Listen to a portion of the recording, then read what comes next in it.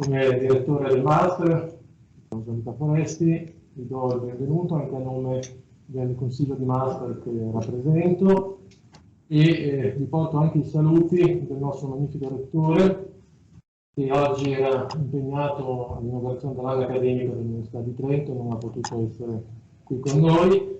Doveva raggiungerci il prorettore alla ricerca, il professor Alessandro Trovarelli, ma è anche lui impegnato in una riunione con altri prorettori per i progetti del PNRR che, come sapete, sono una priorità in questo momento nel nostro Paese, quindi ci manda un saluto e lo ringraziamo per aver dato la sua disponibilità. Quindi intanto approfitto per illustrare il programma della giornata di oggi. Avremo appunto l'inizio con i saluti istituzionali, poi avremo un saluto dei nostri partner che sono aziende che collaborano con noi attivamente alla buona riuscita del Master, soprattutto per quello che riguarda attività di tipo materiale. Poi ci sarà un saluto da parte dei nostri co-fondatori, l'ex rettore dell'Università di Udine, Petroni, e il professor Caligiuri, che è l'attuale presidente della Società Italiana di Intelligence. Tra l'altro anticiperemo un po' nel saluto perché poi ho un altro convegno in contemporanea. Poi, come sapete, il clou della giornata di oggi, quindi la lezione magistrale di apertura del nostro master, sarà svolta dal senatore Adolfo Urso, che è il presidente del Comitato per la Sicurezza della Repubblica e farà una interessante lezione magistralis dal titolo Interesse nazionale e sicurezza, le sfide in atto e gli impatti sul sistema produttivo, quindi con un occhio particolare attento a quelle che sono gli interessi soprattutto delle piccole e medie aziende del nostro sistema produttivo, che devono sempre di più essere parte integrante di quello che è il perimetro nazionale di sicurezza e che la costituenda agenzia di cyber security deve ovviamente mettere nel suo mirino come protezione delle infrastrutture critiche del nostro Paese. Ecco, vedo che è collegato adesso l'assessore Roberti, che saluto e ringrazio per la sua disponibilità e gli cedo volentieri la parola per i saluti. Sì, buongiorno a tutti. Intanto grazie a voi per l'invito e mi scuso per il ritardo e mi scuso anche per il fatto che dovrò lasciarvi subito dopo questo mio breve indirizzo di saluto, perché purtroppo siamo in un periodo particolare, abbiamo in iter la legge di stabilità, in questo momento sono collegato dal Consiglio regionale, devo ritornare in aula fra pochissimo per discutere i miei articoli di competenza che riguardano anche il settore della sicurezza, sul quale per le competenze residuali che ci rimangono la Regione Friuli Venezia Giulia investe e continua ad investire. Fare sicurezza vuol dire tante cose, ha molteplici aspetti, è un settore che ha molteplici aspetti e molteplici linee di intervento, e ovviamente fare sicurezza vuol dire anche correre al passo con i tempi che cambiano.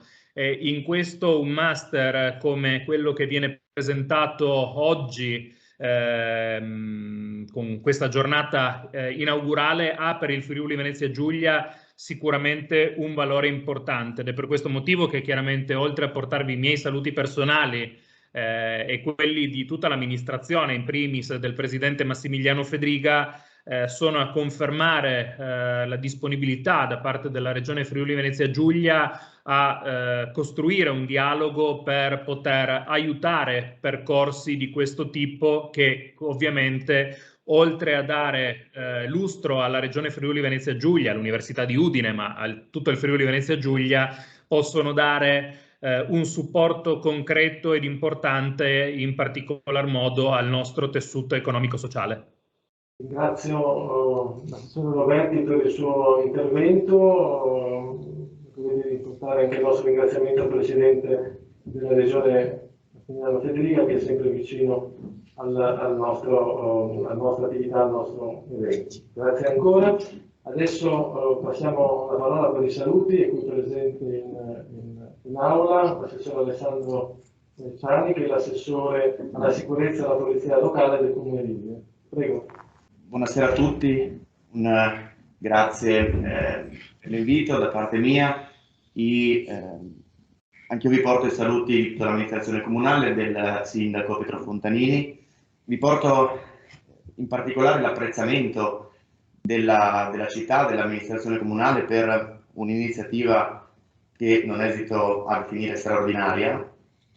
Il master organizzato dal professor Foresti credo che difficilmente possa avere pari, sicuramente a livello regionale, ma penso a livello nazionale sicuramente, quanto a qualità. Ecco, noi friulani, noi udinesi in particolare, direi, siamo soliti guardare altrove con invidia qualche volta. Questo potrebbe essere un qualcosa di estremamente positivo se questa invidia è sana. A volte tendiamo a non guardare la straordinaria qualità che la nostra città, la nostra terra riesce a produrre. Questo è un esempio veramente incredibile di qualità, e quindi ecco, il mio invito è quello di far sapere a più persone possibili cosa l'Università di Udine, cosa il professor Foresti con tutti i suoi collaboratori sono in grado di organizzare, e quindi davvero da parte mia l'enorme apprezzamento da parte dell'amministrazione comunale per questa iniziativa, e mi auguro, ecco, che questo lavoro possa poi proseguire anche nel corso dei prossimi anni. Quindi veramente grazie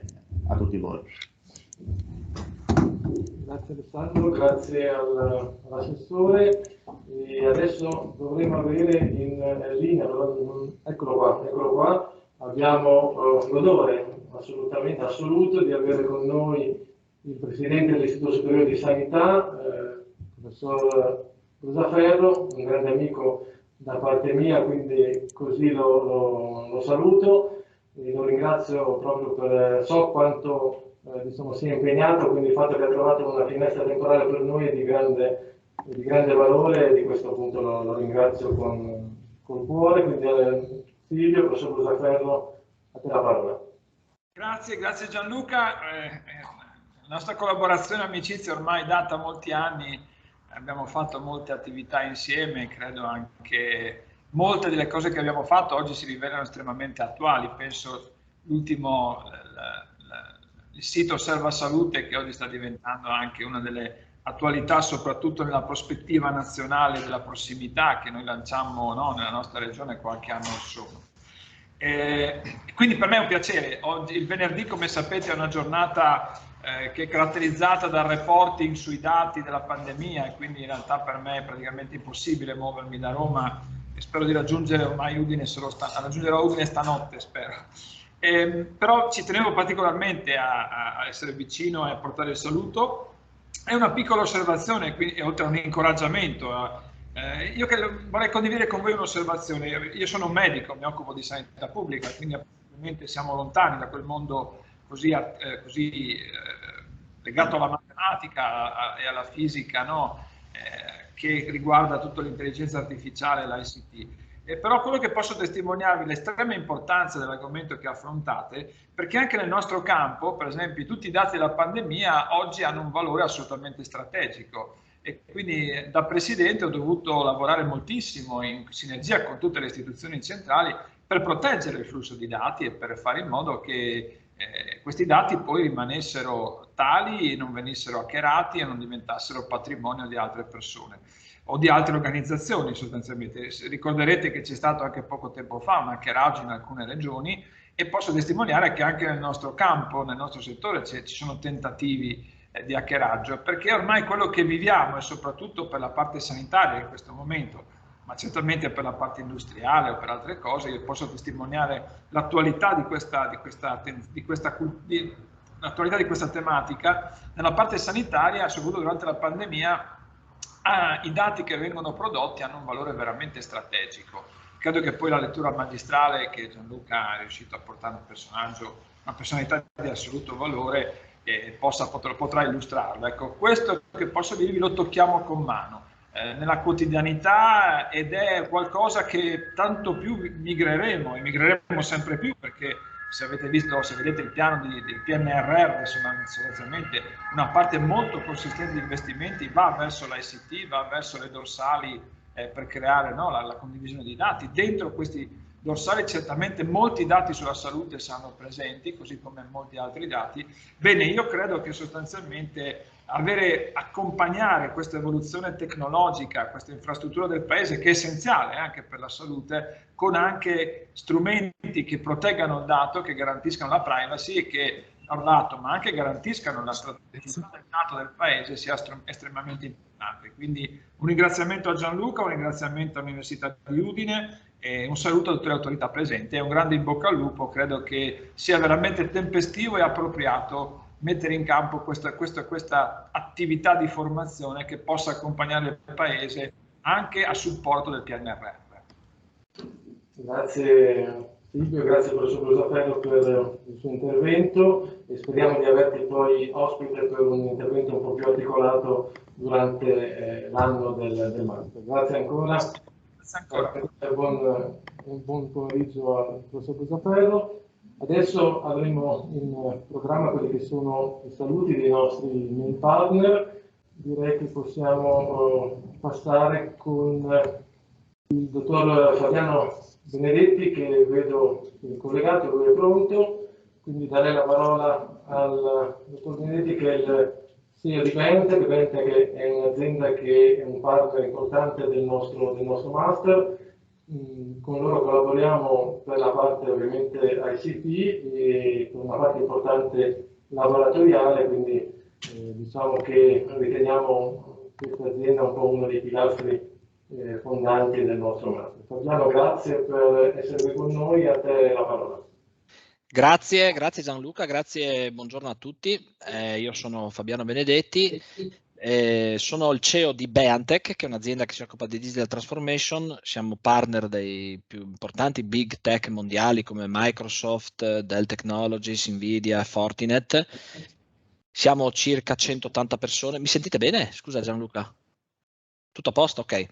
E siamo circa 180 persone, abbiamo sede Udine Mestre e ci occupiamo di system integration, quindi noi cerchiamo di portare il valore all'interno delle aziende attraverso la digitalizzazione, e per noi è un grande piacere, un onore poter essere partner di questo master che ci vede anche protagonisti di alcuni corsi che faremo insieme ai professori che fanno la parte, diciamo, di docenza, e quindi noi faremo più la parte, diciamo così, di laboratori.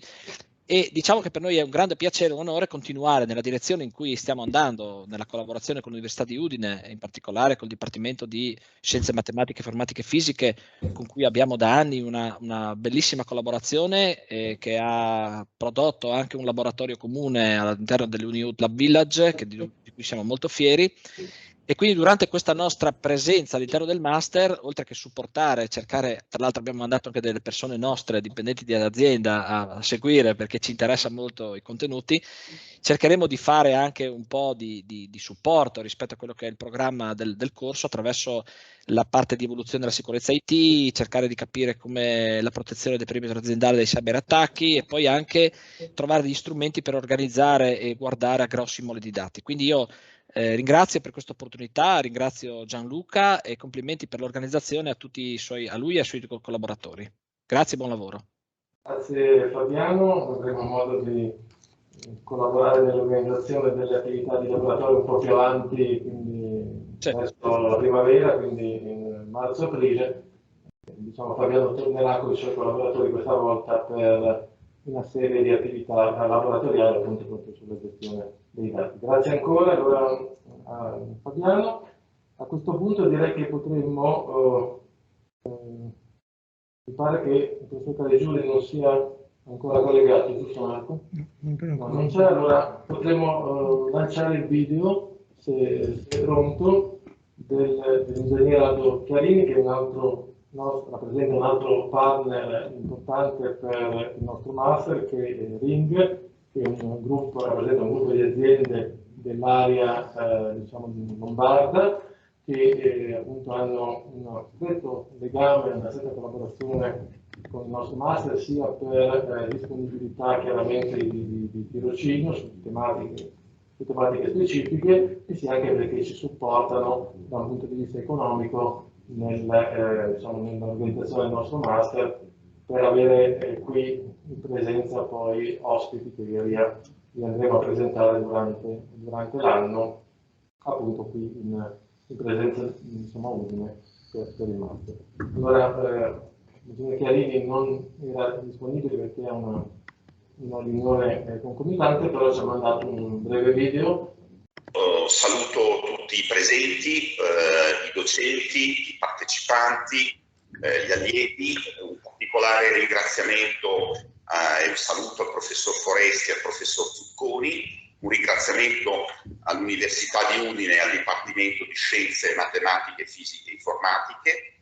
Mi scuso innanzitutto per non essere presente, poi anche per mandare un video. I video non è che mi siano mai piaciuti, ma purtroppo è caduto questo impegno con un'altra mia partecipazione concomitante, e quindi abbiamo pensato che piuttosto che non essere presenti potesse andare bene anche il video. Una brevissima presentazione mia. Sono ingegnere chimico, lo sono diventato tantissimi anni fa, mi sono sempre occupato nella mia vita di energia, sono stato a capo di importanti aziende del settore, ho diretto le attività del Sud Europa per la GEDF Suez, la vecchia Gas de France, attualmente Engie, sono stato a capo di Manutencoop Facility Management, oggi Rekip, che è la più grande cooperativa di servizi italiana. Fra le varie cose che faccio oggi sono azionista e amministratore unico di Ring ODR, che è un organismo di ricerca costituito ai sensi della normativa comunitaria, che ha lo scopo di fare ricerca e diffusione della conoscenza. In pratica che cosa facciamo? Facciamo da ponte fra il mondo accademico e il mondo dell'impresa. Non abbiamo lo scopo di lucro e reinvestiamo tutto, quindi per noi è ideale essere partner di un master come questo, che favorisce appunto il trasferimento tecnologico, è un master che si occupa di intelligence e ICT, assolutamente innovativo, e quindi fa parte proprio della nostra missione. Siamo anche molto contenti di lavorare col Dipartimento di Scienze, Matematiche, Informatiche e Fisiche, e stiamo preparando con loro una convenzione per implementare ancora di più la nostra collaborazione. Abbiamo varie ipotesi, tra l'altro, per le future collaborazioni, tra cui quelle di un master per il manager 4.0, quindi un manager che sappia integrare innovazione, ricerca e attività di impresa, ma anche alla luce di quanto previsto dai manuali di Frascati e Oslo della OECD, che proprio fissano quali sono i criteri per fare uno innovazione, l'altro ricerca e sviluppo, e quindi consentono alle imprese di poterlo fare utilizzando anche tutti i benefici già previsti in passato e poi quelli del PNRR che sono in arrivo. Non posso parlare di più di questi due manuali, ma abbiamo una grossa sorpresa in arrivo, speriamo di concretizzarla nelle prossime settimane. Spero fra l'altro di avere l'opportunità di tenere durante il vostro corso una breve presentazione su qualcuno dei temi del vostro master. Se non io, lo farà il professor Gatti, che è il mio socio in Ring e che tra l'altro ha anche il pregio di essere un vero professore universitario. Direi che ho parlato anche troppo, quindi vi saluto ancora tutti e vi faccio un grande in bocca al lupo. A presto. Vedo che è collegato il professor Caligiuri, presidente della Società Italiana di Intelligence. Mario, benvenuto. Il professor Caligiuri chiaramente non ha bisogno di molte presentazioni per chi è nel mondo dell'intelligence. Vi dico brevemente, per quello che riguarda il nostro master, che è membro, diciamo, del consiglio di master, quindi a noi molto molto vicino, e sicuramente uno dei cofondatori, come abbiamo definiti, di questa iniziativa, perché l'idea iniziale è nata proprio da 3 persone, il professor Caligiuri, il professor De Toni che parlerà dopo e il professor Tasso che è qui con noi, anche lui membro del nostro consiglio di master. Quindi Mario, so che mi impegno alle 15, quindi ti do subito la parola. Grazie. Grazie a te, caro Gianluca, caro professor Foresti, caro direttore del master.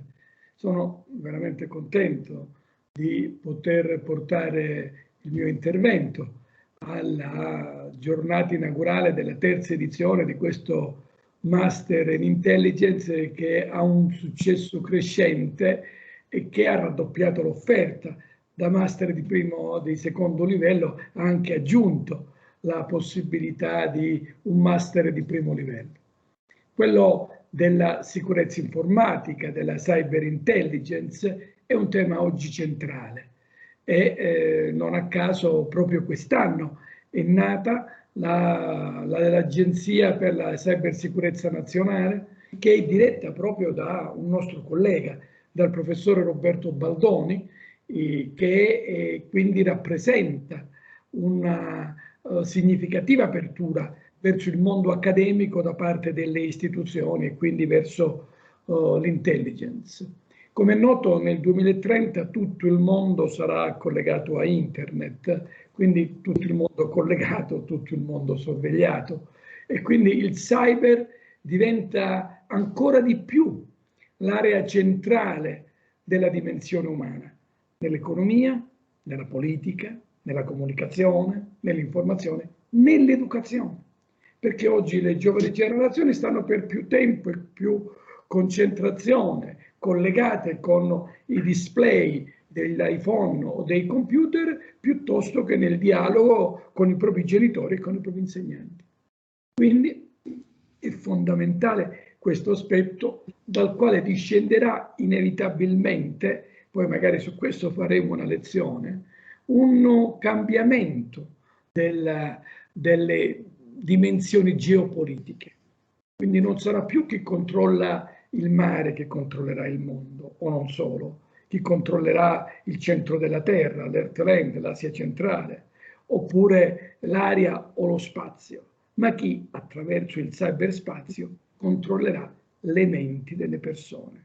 Quindi il campo di battaglia non è l'acqua, la terra, l'aria o lo spazio, ma è la mente delle persone. E quindi è un'area fondamentale quella che noi stiamo affrontando e che questo percorso di studi vuole approfondire.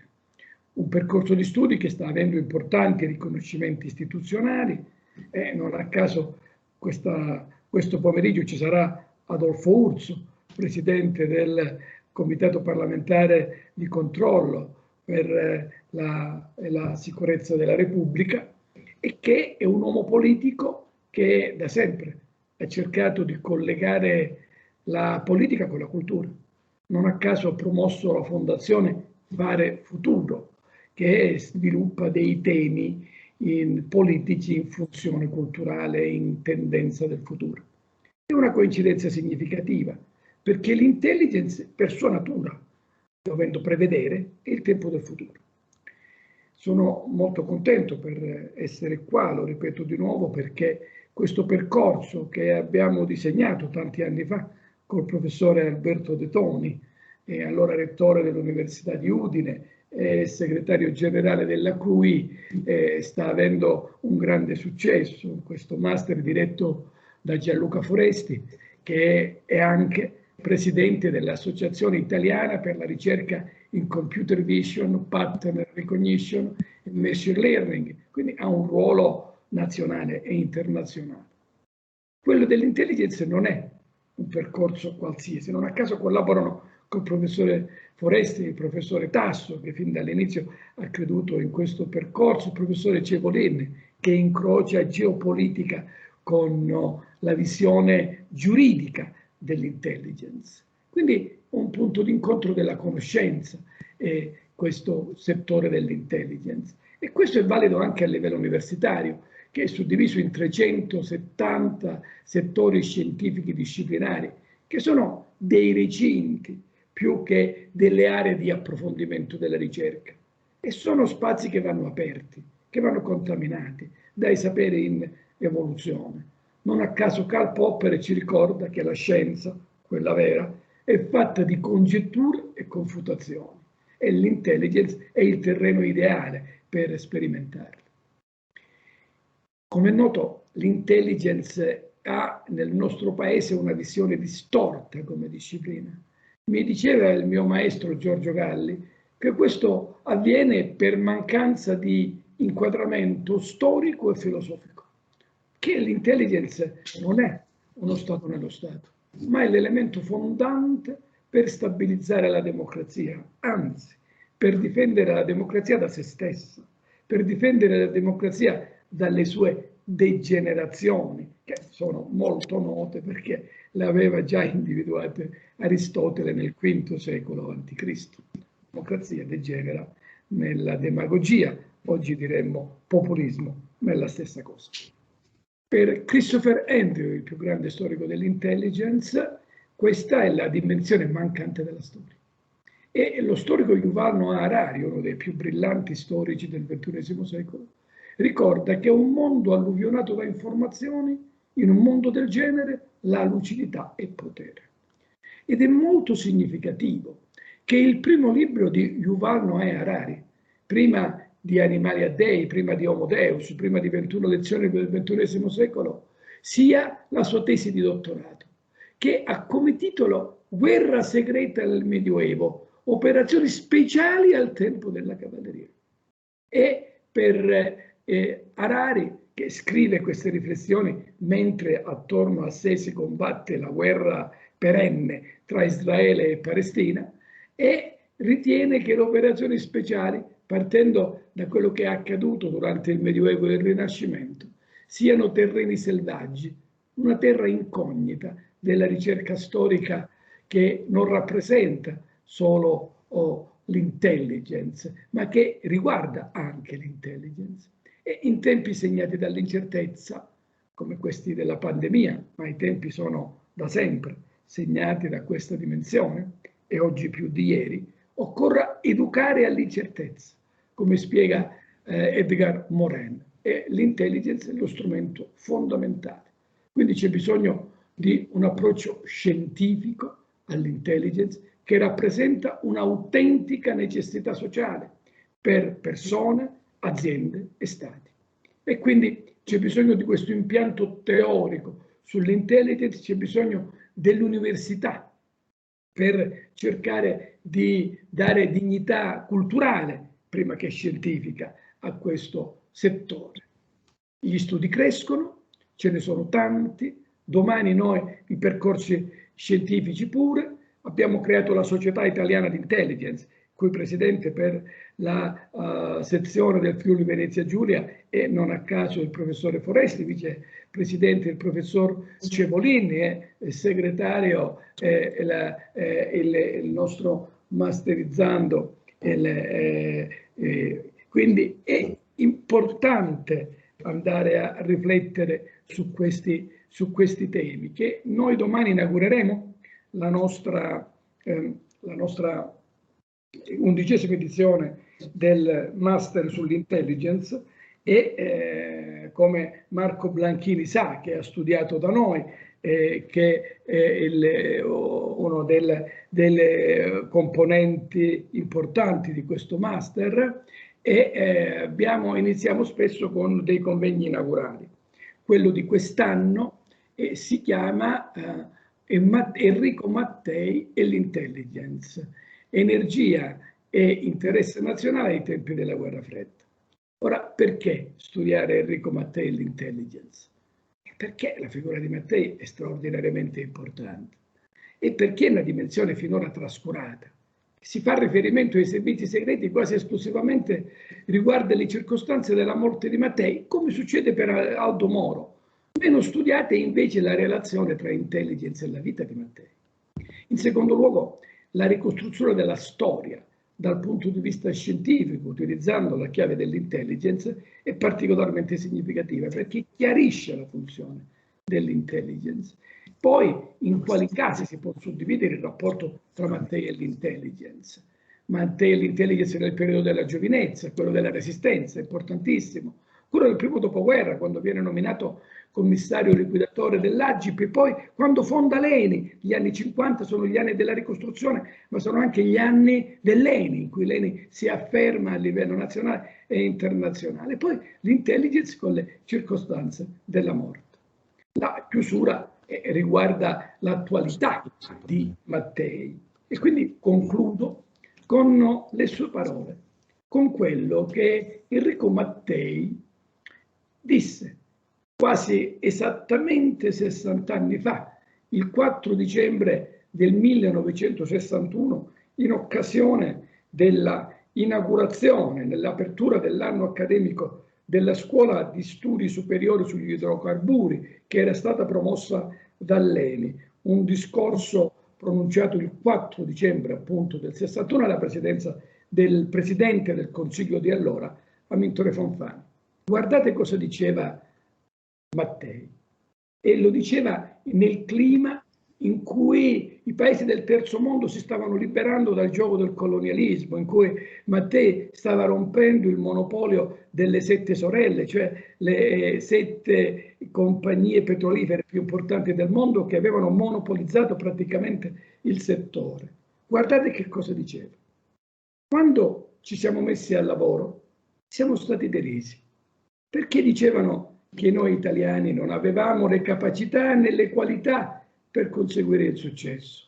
Eravamo quasi disposti a crederlo, perché da ragazzi ci avevano insegnato queste cose. Io proprio vorrei che gli uomini responsabili della cultura e dell'insegnamento ricordassero che noi italiani dobbiamo toglierci di dosso questo complesso di inferiorità che ci hanno insegnato, ovvero che gli italiani sono bravi letterati, bravi poeti, bravi cantanti, bravi suonatori di chitarra, brava gente, ma non hanno le capacità della grande organizzazione industriale. Ricordatevi, amici di altri paesi, sono le cose che hanno fatto credere a noi e che ora insegnano anche a voi. Tutto ciò è falso e noi ne siamo un esempio. Dovete avere fiducia in voi stessi, nelle vostre possibilità, nel vostro domani. Dovete formarvelo da soli, questo vostro domani. Ma per fare questo è necessario studiare, imparare, conoscere i problemi. Ed è proprio questo quello che noi stiamo facendo attraverso questi percorsi di intelligence a Udine, come a RAND, per poter dare dignità scientifica a un settore che speriamo presto diventi materia di studio nelle università e nelle scuole del nostro Paese. Grazie a tutti e tanti cari affettuosi auguri. Grazie Mario, grazie al professor Caligiuri. Approfitto per riprendere quanto da lui detto. Il master appunto da lui organizzato e diretto è diciamo in stretta sinergia e sintonia con il nostro, tant'è vero che domani ci ospiteranno diciamo da remoto e potremo ascoltare all'interno del nostro master il convegno appunto molto importante e interessante su Mattei e l'intelligence. Quindi Mario, domani saremo noi tuoi ospiti e poi il professor Caligiuri sarà con noi domenica per la sua prima lezione sull'introduzione all'intelligence. Grazie Mario per essere collegato con noi, so che hai un impegno adesso, noi ci rivediamo domani mattina. Grazie e buon lavoro. Tanti auguri, buon lavoro. Saluto a tutti. Grazie.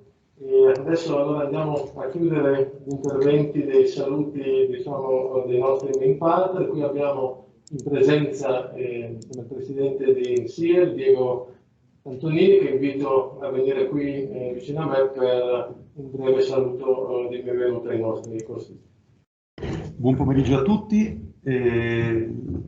INSIER, come vedete, è uno dei partner con orgoglio di questo master. Ci sono vari motivi del perché noi promuoviamo questo genere di iniziative. Al di là di tante teorie, INSIER è in qualità di società tecnologica della regione Friuli Venezia Giulia e ogni giorno ha stretto contatto e deve difendersi da tutta una serie di attacchi. Quindi partiamo dal dato. La nostra regione è ricca di dati, anche se noi fino adesso li abbiamo usati poco, però li abbiamo. Pensate soltanto alla sanità, che è uno dei settori più delicati in questo momento.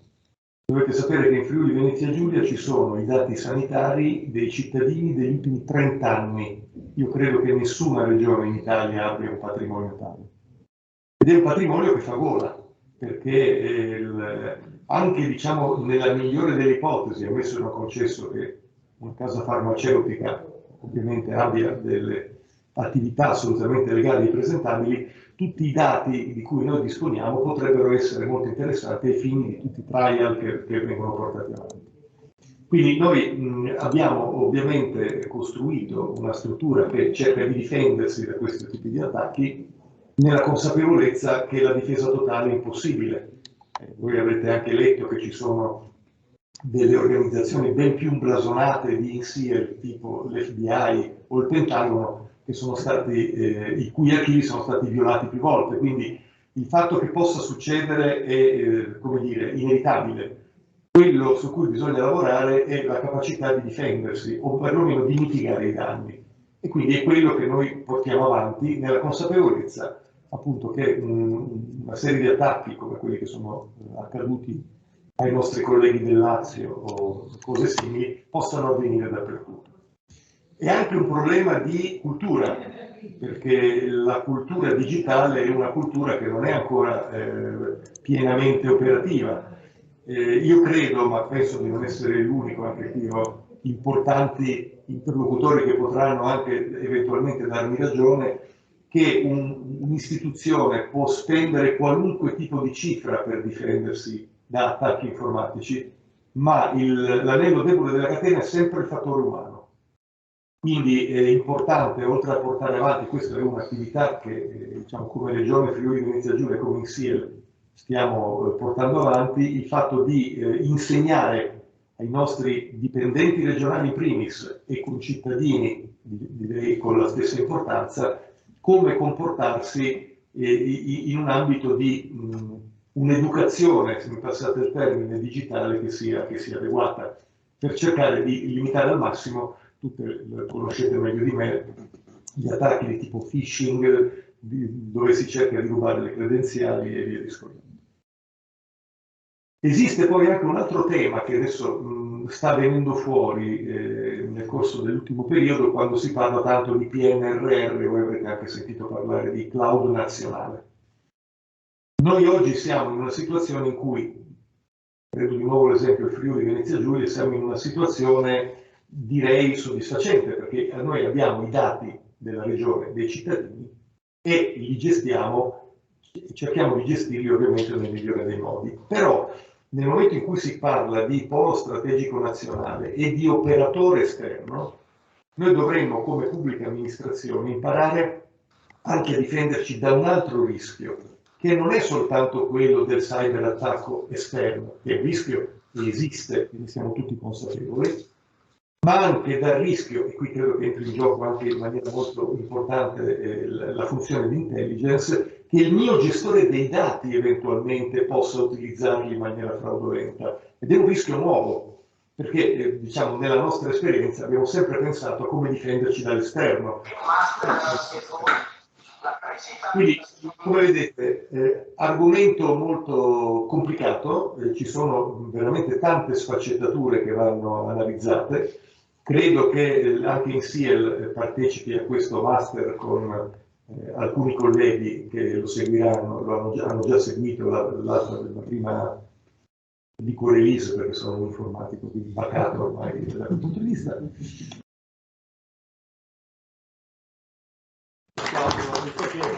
Presente il presidente di INSEAD Antonini, e adesso noi dovremmo avere il professor De Toni, però non so se noi siamo un po' in anticipo, non so se è già collegato, mi pare di non vederlo. Ecco, allora sì, volevo lasciarlo in chiusura, diciamo nel caso possiamo allora anticipare i saluti del direttore del nostro dipartimento, che qui anche lui è qui presente, il professor Pietro Corvaia. Prego Pietro. Che l'ho lasciato in chiusura, ma approfittiamo. Buonasera a tutti, benvenuto. a nome del Dipartimento di Scienze Matematiche e Fisiche Naturali, che organizza, comunque il principale organizzatore di questo master. Mi fa molto piacere vedere che siamo arrivati all'edizione del 21-22. So che tutti i partecipanti sono persone che si sono distinte, che hanno raggiunto livelli anche apicali in varie discipline, magari anche distanti da quelle di interesse del nostro dipartimento, persone che dirigono aziende o che lavorano nel settore della difesa o nel settore economico.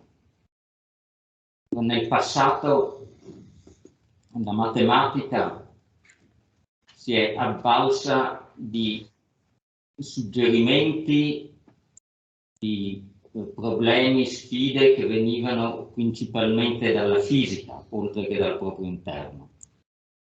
In questo ultimo secolo, direi, in questi ultimi 100 anni, problemi molto importanti sono venuti anche dall'economia, dal mondo dell'industria, della finanza, e pensiamo a una delle discipline più antiche della matematica come l'aritmetica, che oggi si chiama teoria dei numeri, quella che piaceva a Pitagora e che Pitagora studiava per motivi quasi religiosi, comunque per un desiderio di speculazione astratta. Ora invece interviene anche in problemi come la crittografia e quindi anche tutti i problemi di cyber security. È un piacere per me vedere che nel comitato scientifico organizzatore di questo master collaborano assieme matematici cosiddetti matematici puri, matematici astratti. Si parla licet di eredi di Pitagora, permettetemi, con informatici del settore più applicativo. Colleghi qui presenti sono leader di gruppi di ricerca che da tanti anni collaborano a stretto contatto con le industrie e anche con altri settori come il settore della difesa. Allora, grazie anche a voi partecipanti che portate a noi ricercatori queste sfide intellettuali. Grazie a voi che si creano anche queste sinergie, queste collaborazioni interne al Dipartimento che arricchiscono non solo voi ma anche noi. Allora, vi auguro un buon lavoro e sono sicuro che questo master sarà fruttuoso per tutti, come vi dicevo, per voi ma anche per noi. Grazie al professor Corvaia, che tra l'altro sarà anche il nostro docente, quindi non dimenticarlo, perché lui è uno dei massimi esperti in Italia proprio di teoria dei numeri e, come si è appunto detto, la teoria dei numeri è alla base delle tecniche crittografiche che noi affronteremo, quindi anzi direi che in una delle prime lezioni ci illustrerai appunto quelli che sono diciamo i punti di contatto più stretti tra la matematica e la crittografia, in particolare la teoria dei numeri, e ci darai anche un po' qualche indicazione su quelli che sono i problemi ancora aperti della matematica che ad oggi nessuno è riuscito ancora a risolvere. Come sappiamo invece, quando qualche soluzione arriva, come quella proprio del teorema di Fermat, poi da lì derivano molte interessanti applicazioni e che oggi noi utilizziamo nelle nostre tecniche di crittografia chiave simmetrica e chiave asimmetrica. Bene, ringraziamo il professor Corvaia. Non so se nel frattempo il professor De Toni si è collegato. Io sono molto onorato di portare i saluti a tutti i nuovi iscritti a questo master. Questo master di intelligence, dobbiamo dire la verità, è un regalo che ci ha fatto il professor Caligiuri e l'università che lui rappresenta, della Calabria, che è partita, diciamo, in maniera, vorrei dire, pilota, anni che furono, e io ho avuto l'onore e l'onere di essere, diciamo, tra i collegio docenti di quel master in intelligence che il professor Caligiuri ha voluto lanciare per primo, e a cui ha fatto seguire anche poi l'Associazione Italiana di Intelligence. E all'epoca io ero rettore e ero anche segretario della conferenza dei rettori, e l'ho, tra virgolette, aiutato a immaginare un percorso universitario in intelligence all'interno delle università italiane, perché di fatto non avevamo dei corsi dedicati all'intelligence. L'intelligence è diventata una materia strategica in ambito non soltanto della difesa, per capirci, dell'antiterrorismo e tutti i temi che sapete, diventa anche per industrie, lo sappiate, le stesse università sono state interessate di difesa dell'intelligence, perché dentro l'università c'è molta conoscenza, che sapete è il vero motore dell'innovazione tecnologica, e quindi addirittura il sistema universitario italiano è stato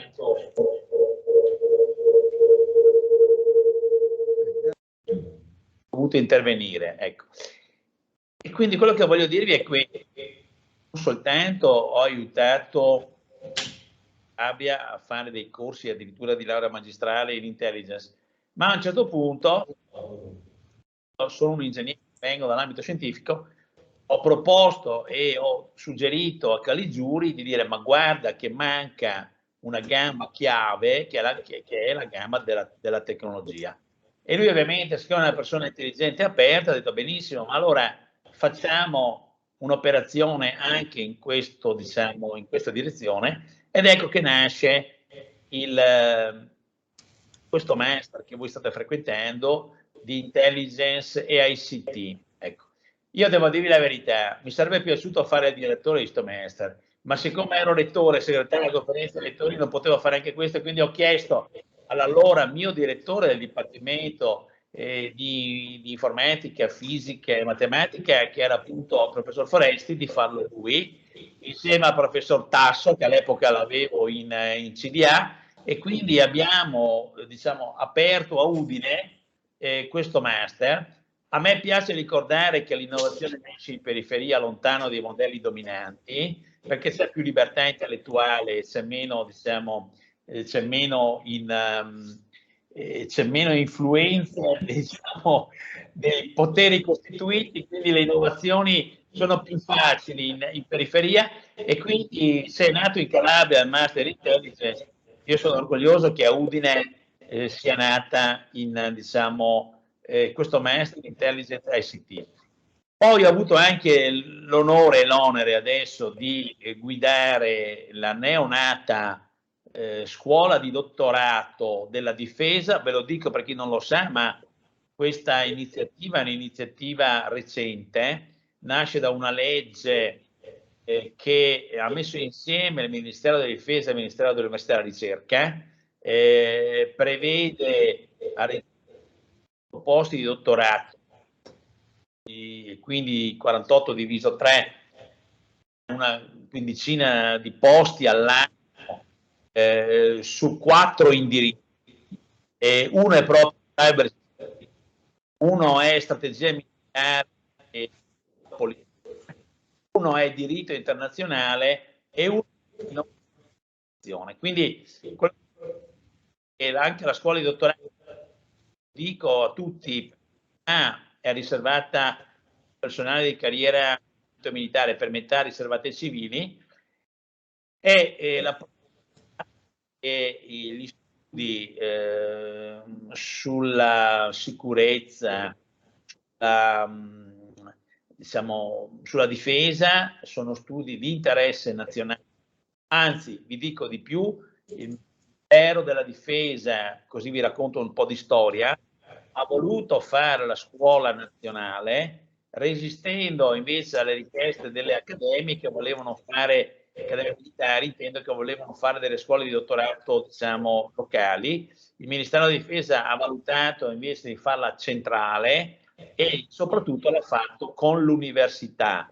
Il comitato ordinatore per 3/5 è di nomina ministeriale dell'università e ricerca e per difesa.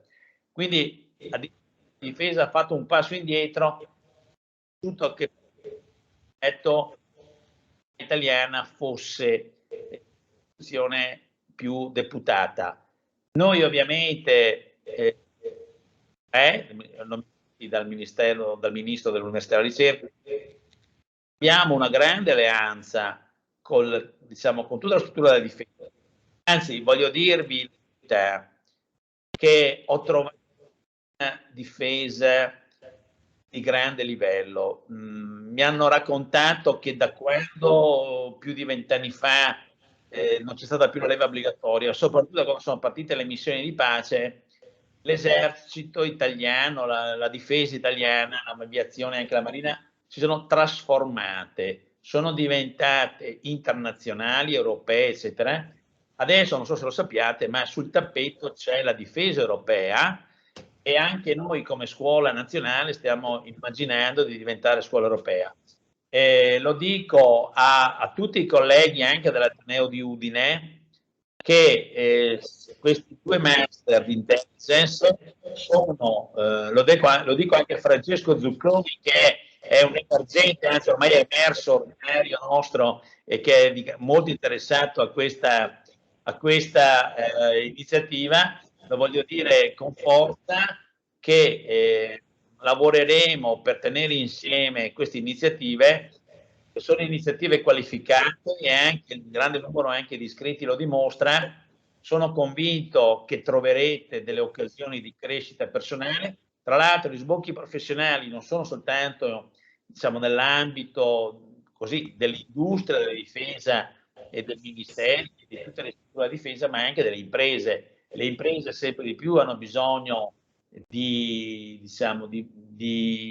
professionalità che nascono da queste discipline. Quindi non vi ho portato dei saluti formali, vi ho portato, spero, un contributo che sia utile a voi. Cioè, l'ambito è immenso perché va appunto dal diritto alla geopolitica, alla cyber security, eccetera. Voglio dirvi anche che abbiamo aperto l'anno accademico alla presenza non solo di Mattarella, ma anche del capo di Stato Maggiore diciamo, della Difesa alla scuola, per dirvi appunto che c'era venuta addirittura la conclusione accademica, l'ha fatta il nostro collega universitario, che è anche il presidente dell'agenzia della cyber security, che è Baldoni. Insomma, quello che voglio dirvi è che su questi temi c'è un grande interesse del Paese, c'è un grande interesse dell'università della ricerca e devo dire a Foresti, a Tasso, a Zucconi e a tutti i colleghi del DIMI che lavorano in questo progetto che devono impegnarsi perché la bandiera deve sventolare alta del cielo dell'Ateneo e della difesa e dell'università italiana.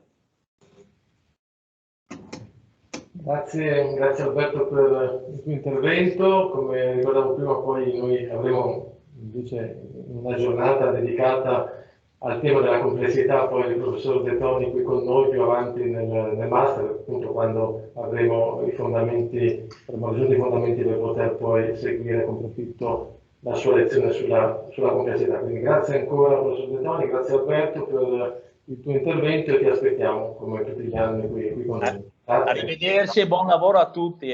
Buone cose, arrivederci. Ciao. Bene, adesso noi dobbiamo, penso, qualche minuto di attesa a collegarci con il senatore Urso, che alle ore 16, quindi proprio tra 5 minuti, inizierà la sua lex magistralis. Invito il professor Zucconi a venire qua a fianco a me, in modo tale che possa fare la presentazione. Noi, come ovviamente organo accademico, quando ci sono i nostri ospiti che fanno lezione, è doveroso fare l'introduzione del loro curriculum, e quindi seguiremo poi sempre questo approccio, che è l'approccio accademico, così come il master ovviamente richiede. E quindi il professor Zucconi farà poi una breve presentazione del curriculum vitae del senatore Urso. Quindi qualche minuto di attesa per il collegamento, e poi riprendiamo. Va bene. No, è doveroso che le legga insomma il suo curriculum, ma io devo naturalmente e anche ovviamente introduca i lavori, così mi ambiento nel frattempo e capisco meglio, perché sa, si passa da un meeting all'altro, una riunione all'altra, e devo meglio capire. Grazie. No, infatti la ringraziamo, per noi era importante averla, perché mette un po' il cappello anche istituzionale, no, a questa iniziativa, non solo accademico, ma anche, diciamo, proprio delle istituzioni. E ora noi leggiamo il suo curriculum e poi le daremo la parola per questo suo intervento sull'interesse nazionale e i rapporti, diciamo, con le imprese, no? I rapporti con il sistema produttivo. E può tenere la sua lezione, come dire, come meglio poi vorrà. Non ci sarà una question time, niente, perché insomma, riteniamo che come evento inaugurale vada bene così. Allora, il senatore è laureato in sociologia alla Sapienza con il massimo dei voti nell'83, è stato giornalista professionista, ha lavorato per Il Secolo d'Italia, è stato vice direttore del Quotidiano di Roma e caporedattore dell'Italia Settimanale, direttore del mensile Carta Minuta. Innumerevoli sono gli articoli che ha scritto. Politicamente, fin dagli anni '80, era nella direzione nazionale del Fronte della Gioventù, fondatore di Alleanza Nazionale, coordinatore nazionale del Comitato Promotore dal 1993 al 1995, organizzatore dell'importante congresso di Fiuggi del 1995. È un uomo che ha seguito tutto il percorso della destra italiana. Nel 2008 è stato tra i fondatori del Popolo della Libertà, componente dell'ufficio di presidenza del PDL, nel 2010 con Futuro e Libertà, nel 2011 l'associazione Fratelli Italia e nel 2013 ha aderito a Fratelli d'Italia, collaborando con Giorgia Meloni in tutti questi anni. Come incarichi di governo è stato vice ministro delle attività produttive, con delega al commercio estero per 8 anni, dal 2001 al 2008 e dal 2008 al 2010, nei governi Berlusconi, bis et ter. Ha svolto oltre 300 missioni all'estero, con quasi 30.000 imprese. E questo è stato fatto tutto in vantaggio del Made in Italy, della tecnologia e del prodotto italiano. Nel 2013 non si era ripresentato alle elezioni politiche e in questo periodo ha realizzato una società, la Italy World Services, che fornisce consulenza e assistenza per le imprese italiane all'estero, con attività in ben 13 paesi nel mondo. Ci tiene a dire che, insomma, non ha mai chiesto prebende, è sempre stato un uomo di produzione, ha sempre vissuto del suo lavoro e certamente a un certo punto ha sentito il richiamo, come posso dire, il suo impegno politico nei confronti di Fratelli d'Italia. Fa anche parte della European Networks Ideas, la rete delle fondazioni popolari europee, ed è tornato appunto in campo con Giorgia Meloni, e qui leggo direttamente dalla pagina della segreteria della fondazione di cui il senatore è presidente, perché ritiene che l'Italia abbia assoluto bisogno di un governo che serva la nazione, che dia forza alle imprese, tuteli il lavoro, dia speranza e un futuro migliore ai più giovani. Grazie senatore, io le concederei la parola con grande onore.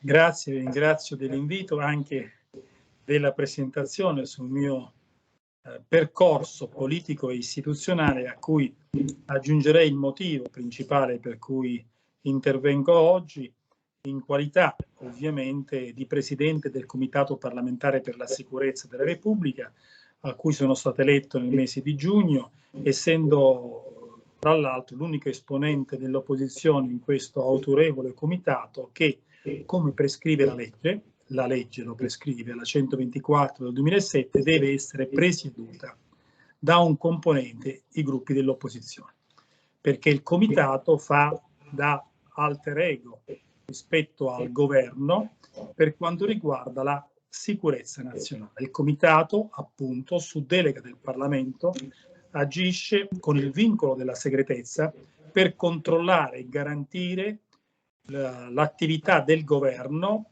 dei ministri che compongono il CISDR, il Comitato Interministeriale per la Sicurezza della Repubblica, e dell'intelligence, quindi l'operatività dell'intelligence nel campo della sicurezza nazionale. In più, da qualche settimana, con la nuova legge che abbiamo tanto auspicato, il Comitato sovrintende anche all'attività dell'Agenzia Nazionale per la Cybersicurezza, di cui fondamentale anche per le materie che voi affronterete, cioè per la sicurezza delle imprese.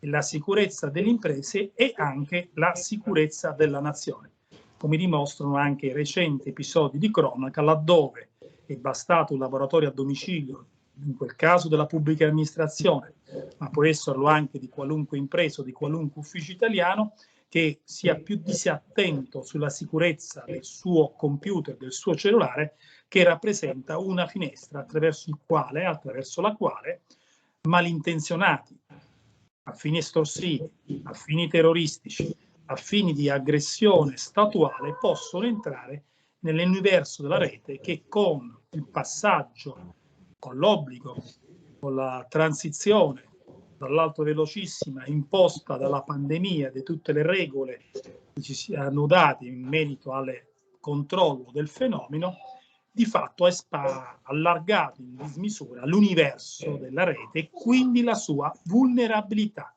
Basta un cellulare, potremmo dire anche un orologio digitale, certamente un computer in un ufficio, in una casa, che non è sufficientemente protetto per permettere a un malintenzionato, privato o pubblico, di entrare e carpire l'energia principale che noi abbiamo, che sono i nostri dati, le nostre informazioni. Bene, vi dico questo per capire l'ottica su cui muove il comitato che presiedo nel garantire la sicurezza nazionale. Termine che è sempre più, come dire, sempre più si allarga come perimetro. Pensate che il COPACO, che è l'organo parlamentare che vigeva prima del 2007, della riforma del 2007, che il COPASIR ha sostituito, era un organo di controllo esclusivamente dell'intelligence, mentre il COPASIR, anche nella sua denominazione, Comitato parlamentare per la sicurezza della Repubblica, riguarda non soltanto l'operato dell'intelligence, ma l'operato del governo e dei suoi ministri per le varie competenze che si hanno nel campo della sicurezza nazionale. Del CISDR fanno parte infatti non soltanto il Presidente del Consiglio, l'autorità delegata, il Ministro della Difesa, degli Interni, degli Esteri, ma anche i ministri economici come il Ministro dell'Economia, il Ministro dello Sviluppo Economico, il Ministro delle Infrastrutture e più recentemente il Ministro dell'Innovazione tecnologica e della transizione ecologica, perché è competente per in materia dell'energia.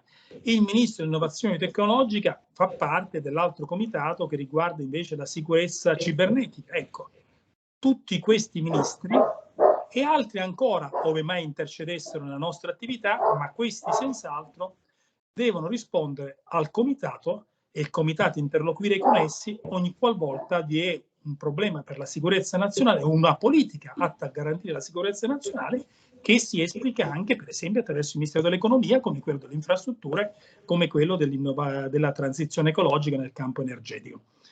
Quindi si è allargato il concetto di sicurezza nazionale. Infatti, sin dall'inizio della legislatura, allora il Presidente era l'attuale Ministro Guerini, che quando il PD entrò nel governo, lasciò ovviamente l'incarico di Presidente del Copasir e poi assunse anche l'incarico di Ministro della Difesa, perché la presidenza del Copasir spetta per legge a un partito di opposizione. Il ministro Guerini e io ero il suo vice, in quel periodo facemmo la prima indagine conoscitiva in questa legislatura e fu sul sistema cibernetico, sul 5G, sulle telecomunicazioni, perché ci rendevamo conto che il sistema cibernetico, il 5G, le telecomunicazioni erano parte fondamentale della sicurezza nazionale. E in quella relazione, per esempio, individuammo una vulnerabilità nella tecnologia cinese e poi tante altre cose ancora.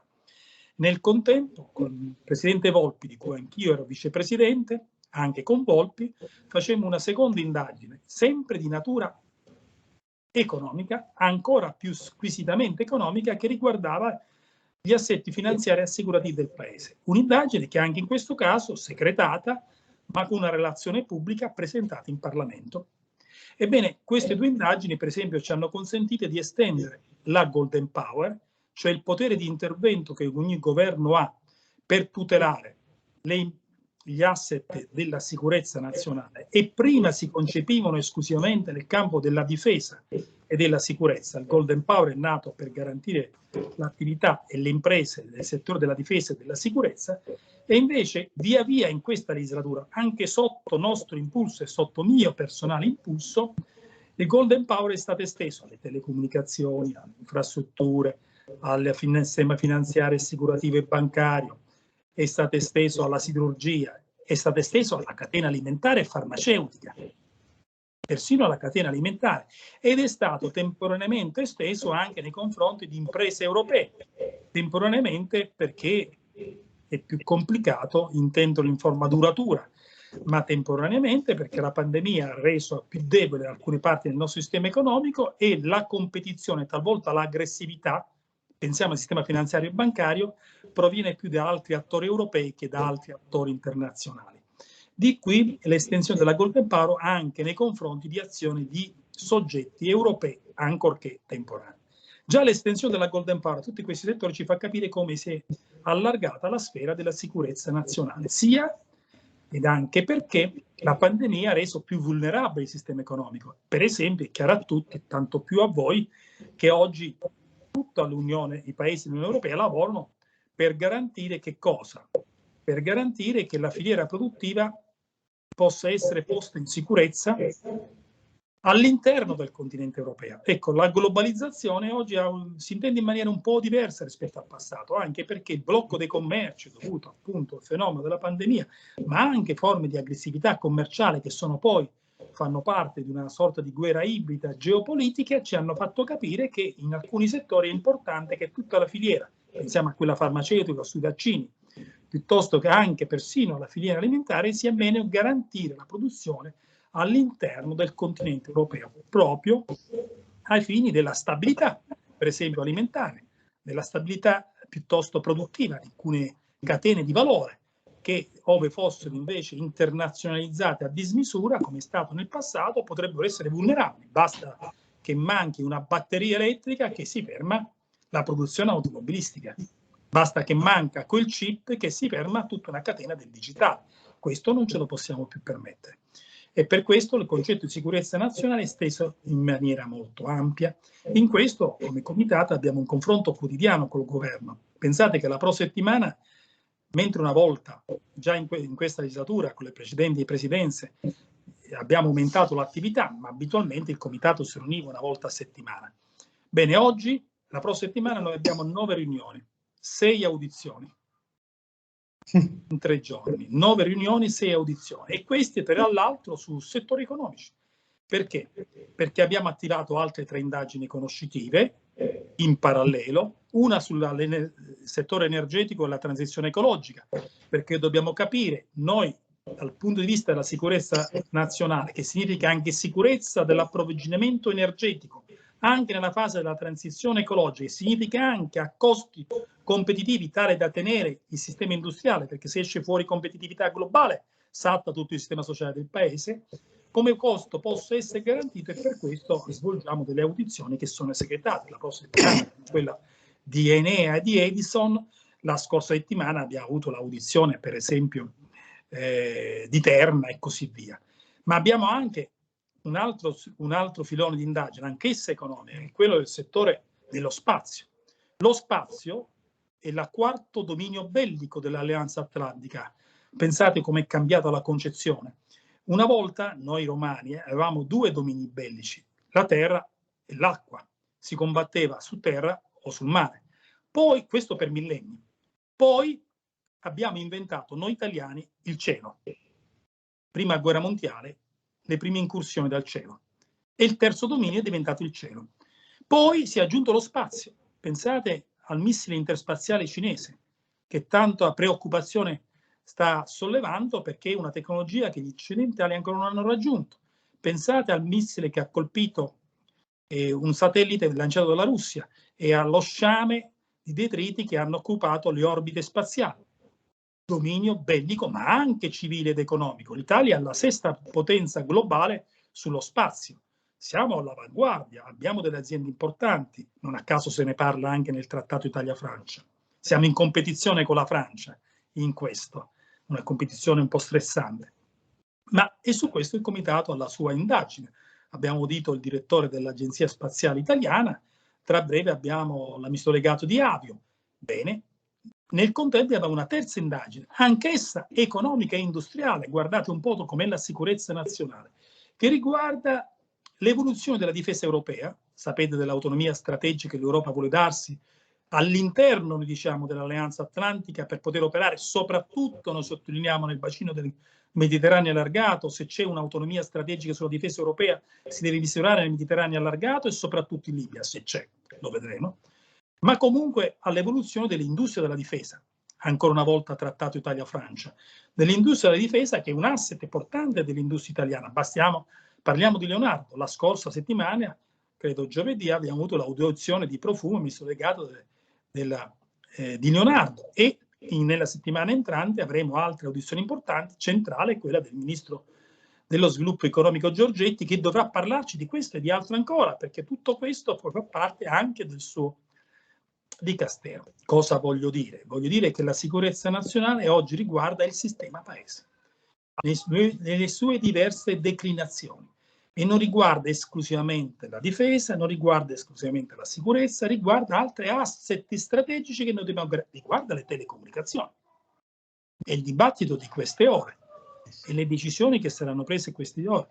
L'Italia, e concludo, ha fatto un errore strategico 25-27 anni fa, quando nelle privatizzazioni decise di conservare il controllo delle imprese energetiche, Eni ed Enel.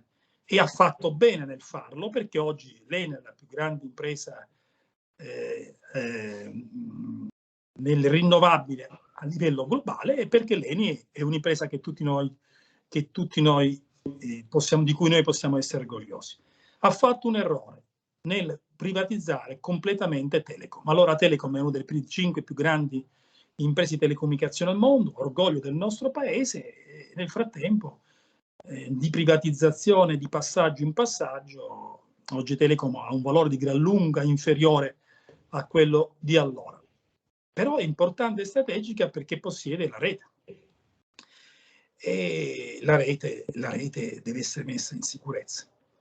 E la rete deve essere messa in sicurezza in ogni passaggio, perché l'Italia può diventare centrale nella interconnessione globale. Pensate che il mondo è fatto con un sistema nervoso. Una volta importante, lo sono ancora oggi, gasdotti, i rifornimenti di petrolio e di gas, lo saranno ancora sempre meno man mano che ci sarà energia rinnovabile prodotta in ogni singola nazione. In altre nazioni, man mano che saranno centrali nucleari di quarta generazione, come vogliono fare i francesi. Ma diventa invece sempre più interconnessa i dati. E si stanno creando un sistema nervoso. Prima erano interconnessi i dati del bacino occidentale, tra il Nord Atlantico e l'Europa. Poi la caduta orientale del muro ha interconnesso anche il bacino dell'Europa centrale e orientale. Ora si stanno interconnettendo sempre più gli altri continenti, l'America del Sud direttamente con l'Europa, e certamente ancor più l'Africa, il continente del domani, e l'Asia, il continente crescente già oggi. In questa interconnessione planetaria l'Italia è centrale, perché tutto passa o deve passare innanzitutto sul mare perché costa meno un'interconnessione marittima di cavi piuttosto di quella terrestre. Proprio poco fa qualcuno mi illustrava che c'è un progetto per fare dei cavi marini lungo le nostre coste per la trasmissione dei dati, perché costano meno di realizzarli nella terra, ovviamente, anche meno in termini ambientali, no? Oltre che meno in termini finanziari.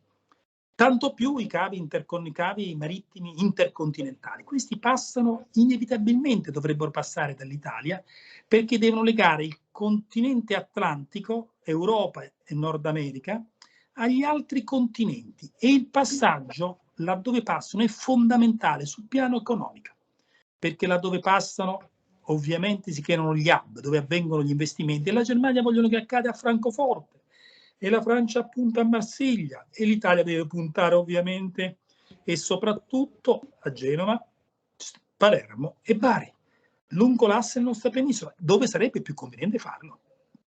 E questa interconnessione dei cavi marittimi, abbiamo una grande impresa come Spark, che sarà audita la prossima settimana dal comitato, e abbiamo, che oggi fa parte della galassia di team. Ebbene, avevamo un'impresa come Interrutto che gestisce il principale dorsale terrestre. Insomma, c'è un lavoro da fare, ci vuole un progetto strategico. Io l'ho detto, non a caso mi assumo la responsabilità. La Golden Power è uno straordinario strumento di difesa che può essere utilizzata e va utilizzata in maniera mirata e significativa per non alterare quel mercato, ma di tutelare la sicurezza nazionale senza alterare il mercato.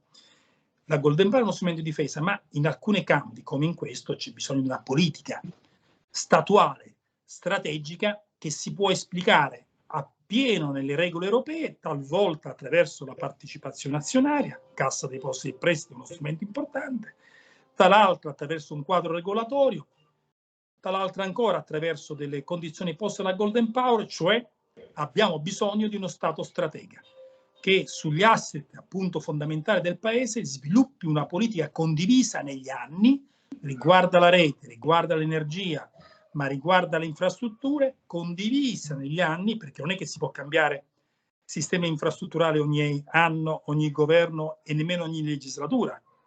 Se si sceglie l'alta velocità piuttosto che la rete portuale, quella va mantenuta nell'arco dei decenni e sviluppata nell'arco dei decenni. Non si può cambiare politica energetica ogni anno, ogni governo, nemmeno ogni legislatura, perché altrimenti non ci intendiamo. Se si fa un gasdotto significa che servirà per qualche decennio, o se si privilegia l'energia rinnovabile significa che poi bisogna fare tutta la rete, perché l'energia rinnovabile sarà realizzata soprattutto al sud e il consumo industriale soprattutto al nord. E allora c'è bisogno di che cosa? Delle stanze di compensazione, di una rete che può sostenere, c'è bisogno di un lavoro strategico. Questo vale anche per le telecomunicazioni. Vale, e su questo le imprese, le singole imprese, poi possono a loro volta svolgere la propria attività, perché lo Stato gli ha dato gli asset su cui muoversi e su cui investe. Tanto più, e concludo davvero, in un'epoca rivoluzionaria, stiamo parlando di una transizione energetica ed ecologica, la transizione ecologica, e una transizione tecnologica e digitale. La transizione ecologica e la transizione digitale sono due binari di una nuova economia, di una nuova società, che dovremo, su cui passa il treno del nostro paese. Questi due binari vanno costruiti al meglio, messi in sicurezza, la sicurezza cibernetica è assolutamente fondamentale per l'uno e per l'altro, altrimenti consegniamo i nostri dati a chi ci vuole aggredire, con la capacità magari di bloccare completamente la produzione dell'energia, perché magari basta intervenire nella rete, dare dei comandi tali che bloccano la produzione di energia, la distribuzione di energia, piuttosto che il sistema sanitario di un paese. Pensate quante vittime ci possono essere se qualche malintenzionato a fini terroristici blocca il sistema digitale del sistema sanitario italiano. Pensate soltanto a questo. Ebbene, quindi mettere in sicurezza questo, la sicurezza cibernetica, ma anche il sistema industriale. Finisco con un paradosso. Se nella transizione ecologica e la transizione digitale, che noi dobbiamo fare velocemente, quella ecologica più velocemente di altri continenti perché l'abbiamo scelto noi europei, e giustamente per dare l'esempio rispetto alla Cina e anche all'India, se nel fare questa transizione ecologica noi siamo costretti a comprare tecnologia e materie prime dalla Cina, diventeremo sempre più subordinati ad altre tecnologie, ad altre imprese. E qui giunge il paradosso. Noi facciamo la transizione ecologica prima della Cina e per farlo utilizziamo la tecnologia e le materie prime cinesi. La Cina ha l'80% delle materie prime che servono alla transizione ecologica, nel senso che le ha acquisite nel mondo, e allora creiamo una duplice dipendenza. Cioè, noi facciamo questo per dipendere più dagli altri. No, nel fare questo dobbiamo attrezzarci per avere un'autonomia strategica, una sovranità strategica, parlo a livello di italiani, ma parlo a livello di europei, in Europa, nella produzione della tecnologia che serve per fare la transizione digitale, chip, semiconduttori, batterie elettriche, qui in Italia vanno realizzate per conto e con l'Europa, e nella transizione ecologica, affinché queste transizioni che dobbiamo fare in maniera accelerata, che vogliamo fare in maniera accelerata rispetto ad altri continenti, non diventino un elemento di subordinazione e di sottomissione a tecnologie e a paesi con cui condividiamo, diciamo, l'ambizione ad aumentare il benessere dei nostri cittadini, ma non condividiamo i valori, per esempio, a fondamento delle loro società, dei loro sistemi istituzionali, ma in questo dobbiamo garantire la nostra autonomia affinché questa passa anche attraverso la tutela dei nostri fondamentali valori, della nostra civiltà, che certamente non vogliamo, a cui certamente non vogliamo rinunciare. Mi auguro di aver dato qualche spunto al corso che seguirà e che possa essere stato utile a chi appunto con più consapevolezza di me, perché molto più giovane di me, sa che questa era è l'era del digitale e l'era ecologica e appartiene ai nostri giovani e soprattutto ai figli dei nostri figli. Buon lavoro. Grazie senatore. In realtà la consapevolezza che emerge dalle sue parole e dalle sue molteplici battaglie su questi temi, non so se mi ha sentito, la consapevolezza che emerge dalle sue parole, sì, e dalle battaglie che lei ha sempre condiviso su questi temi, non ultimo quello di cercare di garantire continuità alle scelte strategiche, oltre che a formularle, fanno di lei una persona che insomma è una garanzia per questo Paese, e io sono veramente in prima persona felice che abbia lei in realtà aperto i lavori del master, perché ha fatto vedere come tutte le componenti che si rispecchiano nelle sue parole del master sono necessarie per raggiungere quegli obiettivi con cui ha fatto la chiusa, cioè quella consapevolezza nuova da affidare a generazioni più giovani e forse in questo caso più consapevoli. Grazie veramente, senatore. Presto noi siamo un po' nelle sue mani, come lei una volta in presenza. Arrivederci. Non vediamo l'ora. Grazie. Arrivederci, buon lavoro. Buon lavoro.